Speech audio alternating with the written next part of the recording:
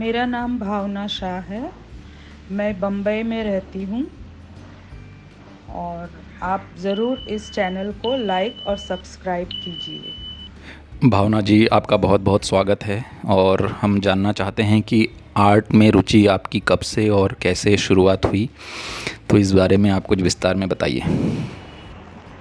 बचपन से art field में आर्ट मेरा प्रिय सब्जेक्ट था और उन दिनों एसएससी था। एसएससी में 70% आने के बावजूद मैंने जेजे स्कूल ऑफ आर्ट में जाना सिलेक्ट किया, क्योंकि मुझे आर्ट का पहले से शौक ही बहुत था।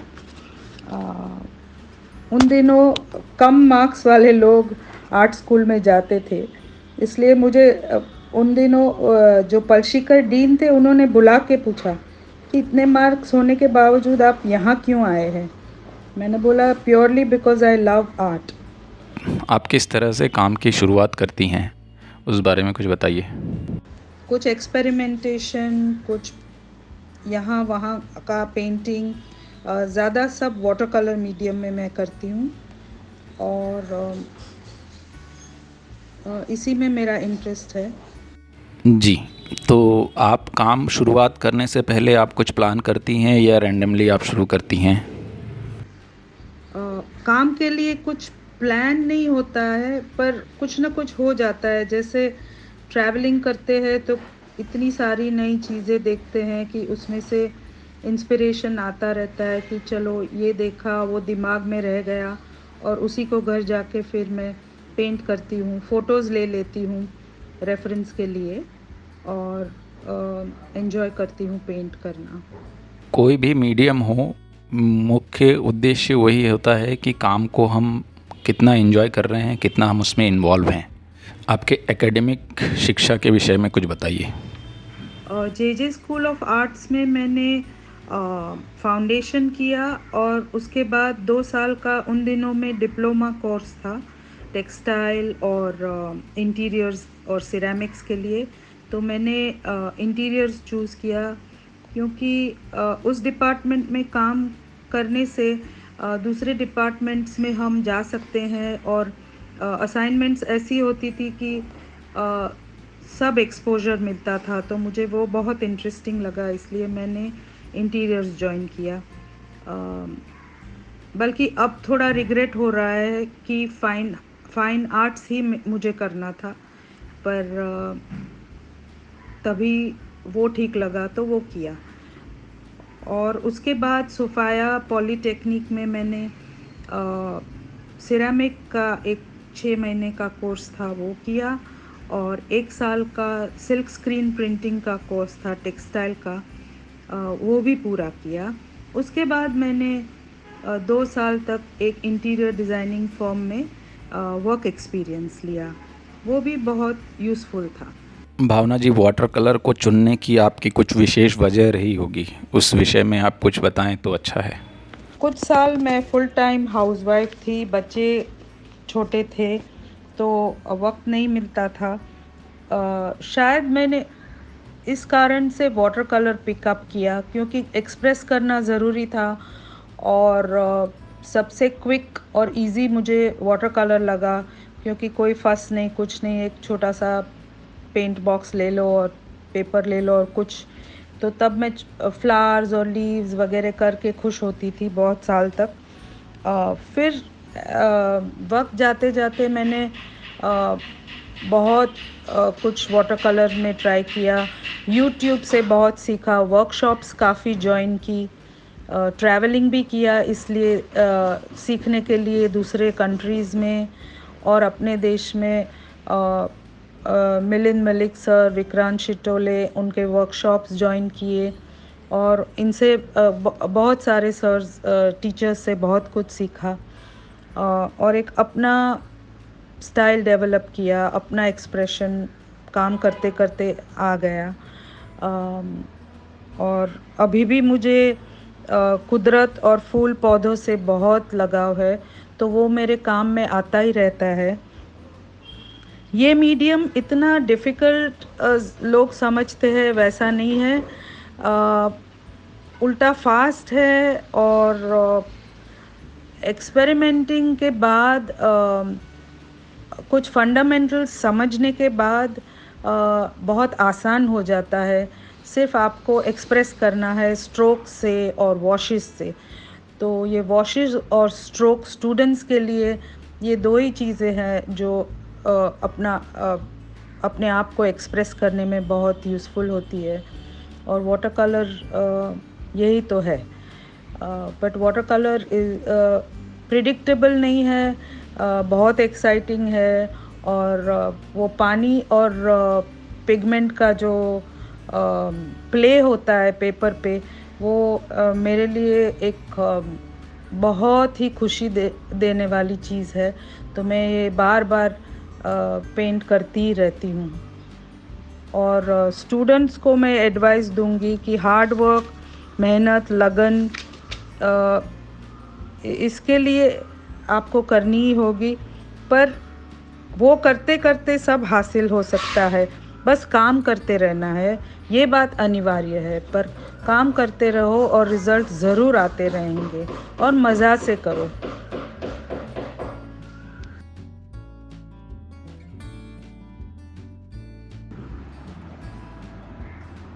पेंटिंग मेरे लिए एक थेरेपी है। और जब भी मैं अच्छे मूड में होती हूँ या तो बुरे मूड में, मैं पेंट करने बैठ जाती हूँ। और कभी-कभी जो मूड होता है वो अपने आप पेंटिंग में दिखाई देता है। बहुत महीनों तक शायद मैंने येलो, ऑरेंज और रेड पेंट्स अनकॉन्शियसली यूज़ किए थे। और उस वक्त मेरा मूड काफ़ी डाउन था, पर मुझे लगता है शायद मुझे हैप्पी कलर्स की ज़रूरत थी, इसलिए मैं यही कलर बार बार यूज़ करती होगी। मैं बहुत इंट्यूटिव हूँ पेंटिंग में, मैं ज़्यादा प्लान नहीं करती हूँ। अगर लैंडस्केप होता है और फोटोग्राफ रेफरेंस होता है तो सिस्टमैटिकली स्टेप वाइज करती हूँ। और कभी-कभी पेंट करते करते कुछ उभर आता है तो उसी को मैं एनहांस करके उसके अराउंड कुछ अपनी स्टोरी घड़ लेती हूँ दिमाग में। पर ज़्यादातर मेरा पेंटिंग इंट्यूटिव होता है। और स्ट्रोक प्ले मेरे लिए बहुत ज़रूरी है। स्ट्रोक्स अच्छे होने चाहिए, उसमें कुछ स्ट्रेंथ होनी चाहिए या तो कुछ सॉफ्टनेस होनी चाहिए। और ये सब ही एक अपने आप में एक स्टोरी होती है। वैसे ज़्यादा कुछ ह्यूमन स्टोरीज़ मैं नहीं पोर्ट्रे करती हूँ। और सोशली भी कुछ मैसेजेस वैसे मेरे पेंटिंग में नहीं होते हैं। मैं सोचती हूँ कि पेंटिंग को देख के लोगों को एक अच्छा फीलिंग आना चाहिए, कुछ खुशी खुशी महसूस होनी चाहिए। क्योंकि ज़्यादा लोग पेंटिंग्स वॉल्स पे लगाते हैं और हर रोज़ दुख भरी कहानियाँ सुनना और देखना शायद डिप्रेसिंग हो जाए। इसलिए मेरे लिए पेंटिंग्स एक खुशी कम्युनिकेट करने का माध्यम है। क्या पेंटिंग के पीछे एक विचार होना आवश्यक है? आपको क्या लगता है? मैं नहीं मानती कि पेंटिंग के साथ एक विचार होना ज़रूरी है। क्योंकि दूसरे फाइन आर्ट्स जैसे कि म्यूज़िक और डांस में, जब डांस करते करते या तो गाते गाते आप अपने आप को खो जाते हैं, तो अपने आप जो डांस या गाना होता है वो एक अलग लेवल का हो जाता है। उसी तरह से जब आप पेंट करते हो और जब आप उसमें एक रूप हो जाते हो, तो जो भी आता है वो एक हायर लेवल की चीज़ होती है। उसमें फिर कुछ कहना बोलना ज़रूरी नहीं होता है, वो पेंटिंग ही सब कुछ बोल देती है। आर्टिस्ट के जीवन में पेंटिंग को किस उद्देश्य से देखना चाहिए? क्योंकि पेंटिंग मेरी लाइफ में एक थेरेपी के रूप में आया। मैं कुछ सालों के अनुभव के बाद स्मॉल ग्रुप्स में मेंटली रिटार्डेड चिल्ड्रन, एडल्ट्स, हाउसवाइफ्स को के वर्कशॉप्स लेने लगी, सिखाने लगी, वॉलंटरीली सर्विस भी देने लगी।